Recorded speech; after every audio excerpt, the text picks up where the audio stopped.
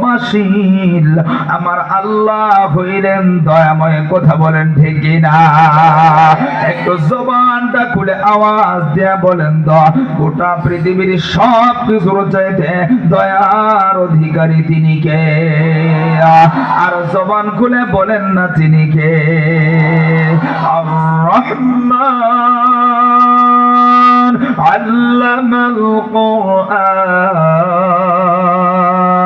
খালাকাল ইনসানা আল্লামাহুল বায়ান আশ-শামসু ওয়াল কমারু বিহুসবান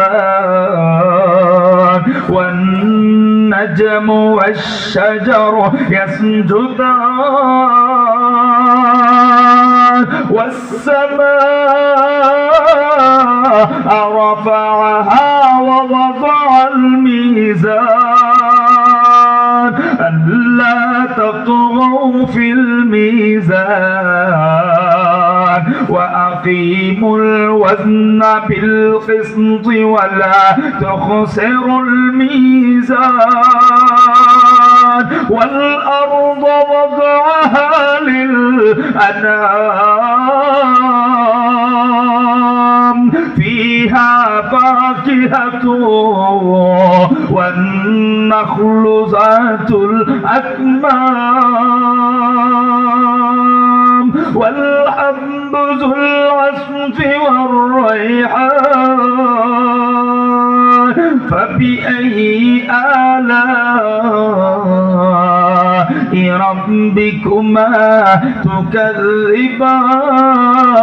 تكذبان الله أكبر আর একটু জবান খুলে আওয়াজ দিয়ে পড়েন না আল্লাহু আকবার হৃদয়ের জানালা খুলে দাও না প্রভুর প্রেমে কেন সারা দাও না হৃদয়ের জানালা খুলে দাও না প্রভুর প্রেমে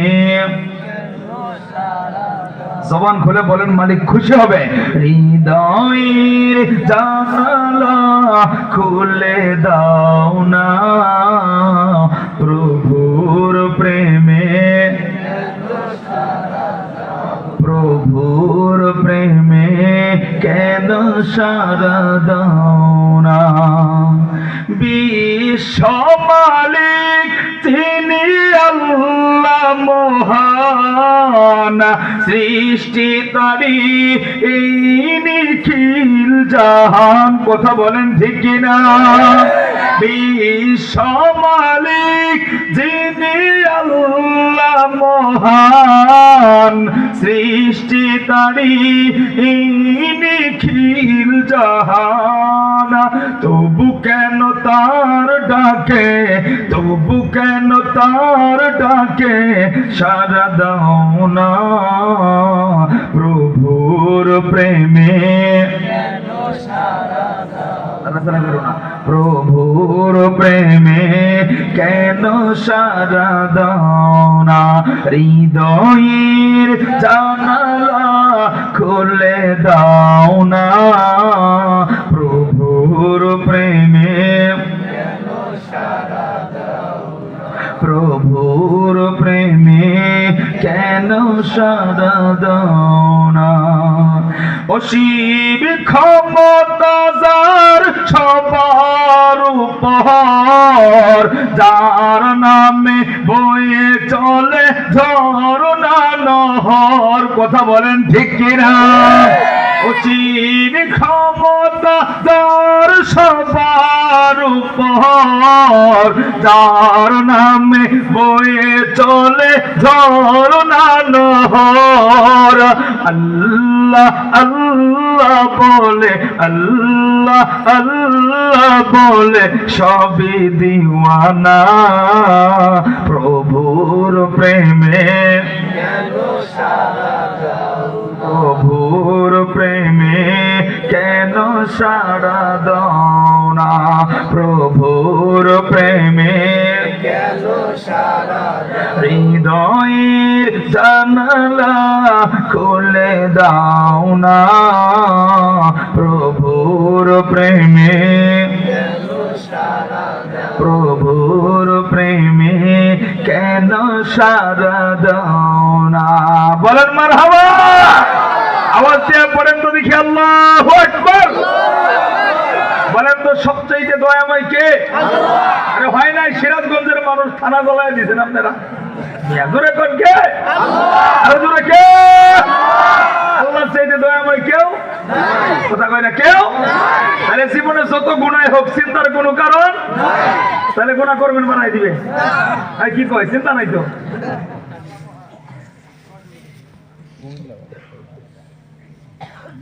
গুনাহ আল্লাহ মাফ করে দিবে। একজন সাহাবী কয় আমি নবীর জবান থেকে শুনছি, কেউ যদি মৃত্যুর এক অর্ধদিন পূর্বেও তওবা করে আল্লাহ তার পুরো জিন্দেগীর গুনাহগুলি মাফ করে দেয়। আরেকজন সাহাবী কয় আমি নবীর জবান থেকে শুনছি, কেউ যদি মৃত্যুর 1 ঘন্টা পূর্বেও তওবা করে আল্লাহ তারেও মাফ করে দেয়।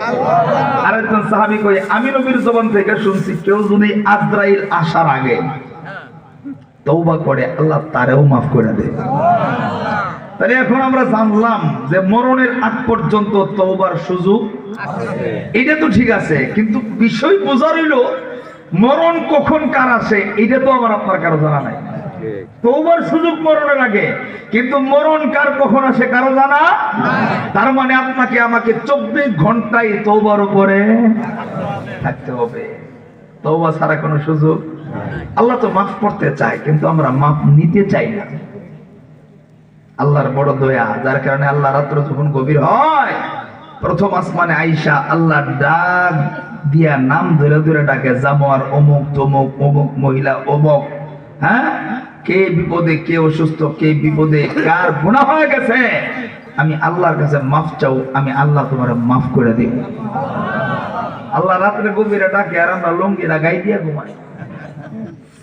আল্লাহ মাফ করানোর লেগে ডাকে আর আমরা ঘুমায়। আল্লাহ আমারে আপনারে বড় দয়া করে, মায়া করে।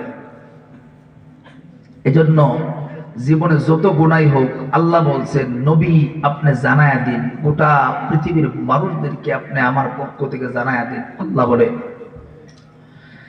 ইয়া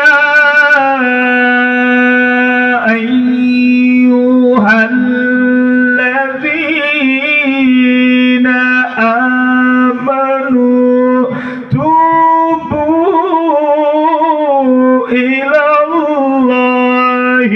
توبة نصوحا।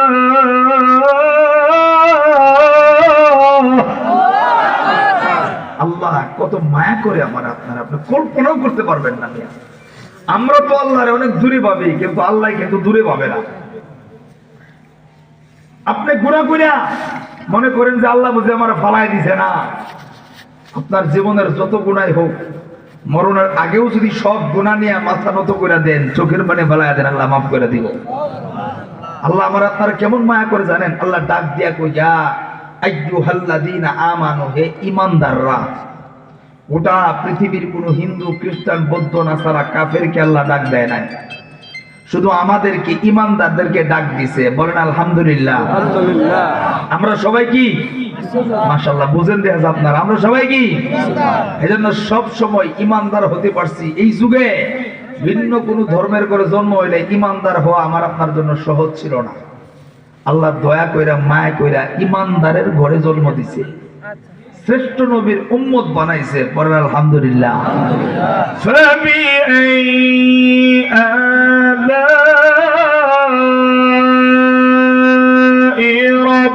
ربكما تكذبان